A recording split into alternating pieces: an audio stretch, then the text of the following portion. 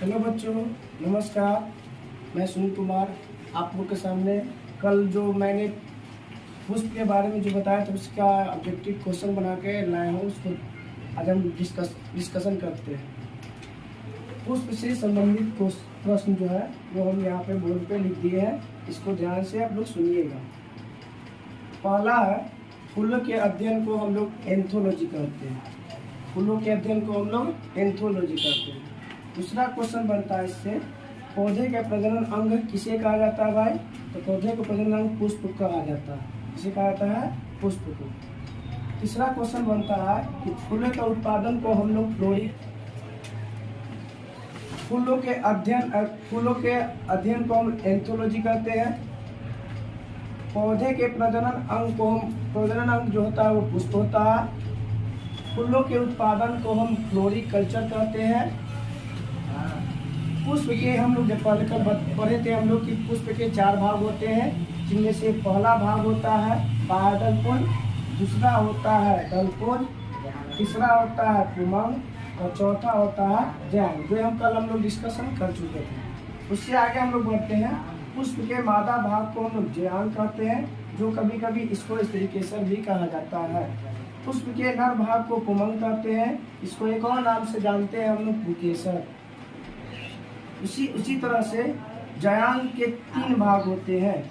ज्यांग के 3 भाग होते हैं।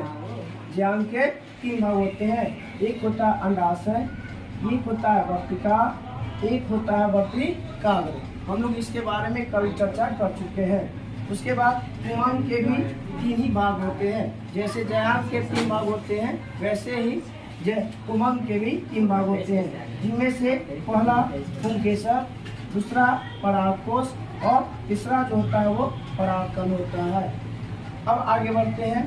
पुष्प का बाह्यदलपुंज का जो रंग होता है वो किस रंग का होता है भाई? तो हरे रंग का होता है। बाह्यदलपुंज का रंग जो होता है वो हरे रंग का होता है। कली को कौन सुरक्षा प्रदान करता है भाई? कली को कौन का सुरक्षा प्रदान करता है?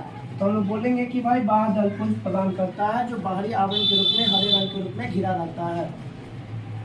पुष्प में प्रकाश संश्लेषण में मदद कौन करता है भाई? तो वही जो बाहर से ढका हो रहता है, कली को सुरक्षा प्रदान करता है, हरा रंग में रहता है, वही जो है बाह्यदलपुंज जो होता है प्रकाश संश्लेषण में मदद करता है, जिससे वो अपना भोजन बना के आगे अपना कार्य करता है। पुष्प के सबसे बाहरी भाग को हम लोग बाह्यदलपुंज कहते हैं। पुष्प के सबसे बाहरी भाग को हम लोग बाह्यदलपुंज कहते हैं। पुष्प के कौन सा भाग जो रंगीन होता है भाई? कि हम लोग जानते हैं कि कल पढ़े थे कि पुष्प के दलपुंज भाग जो होता है वो रंगीन होता है। ये रेड कलर का हो सकता है, व्हाइट कलर का हो सकता है, ब्लू कलर का हो सकता है। ये अलग अलग रंग दलपुंज पे निर्भर करता है। इसके अलावा कीट को आकर्षित कौन करता है भाई? तो कीट को आकर्षित करने का कार्य भी जो है दलपुंज करता है। कीट को आकर्षित करने का कार्य भी दलपुंज करता है। रात में जो फूल खिलते हैं उसके दलपुंज का रंग जो होता है वो सफेद होता है। रात को जो भी फूल खिलेंगे उसके दलपुंज का रंग क्या होगा? सफेद होगा। क्या होगा? सफेद होगा। दिन में खिलने वाले फूलों का दलपुंज रंग जो होता है वो रंगीन होता है। क्या होता है? रंगीन होता है। पुष्प का समस्त भाग जो होता है वो कहाँ पे स्थित रहता है? उस भाग को जहाँ पर स्थित रहता है उस भाग को हम लोग कहते हैं पुष्पासन। क्या कहते हैं? पुष्पासन। परागकण कहाँ पाया जाता है भाई? जो परागकण जो होता है वो एक महत्वपूर्ण प्रक्रिया है जो बीज निर्माण में या फल बनने में सहायक होता है, वो परागकोश में होता है। परागकण कहाँ पाया जाता है भाई? तो परागकोश में होता है। फूल खिलाने के लिए जो तत्व की आवश्यकता होती है उस तत्व को हम कहते हैं फास्फोरस। पुष्प की फूल खिलाने के लिए किस तत्व की आवश्यकता होती है? फास्फोरस की होती है। किस तत्व की होती है? फास्फोरस का। फल का निर्माण किससे होता है भाई? तो फल का निर्माण अंडाशय से होता है। फल का निर्माण किससे होता है? अंडाशय से। उसी तरह से बीज का भी निर्माण जो होता है वो बीजांड से होता है। बीज का भी निर्माण किससे होता है? बीजांड से होता है। इसके अलावा सबसे बड़ा जो फूल होता है वो रेफलेशिया होता है।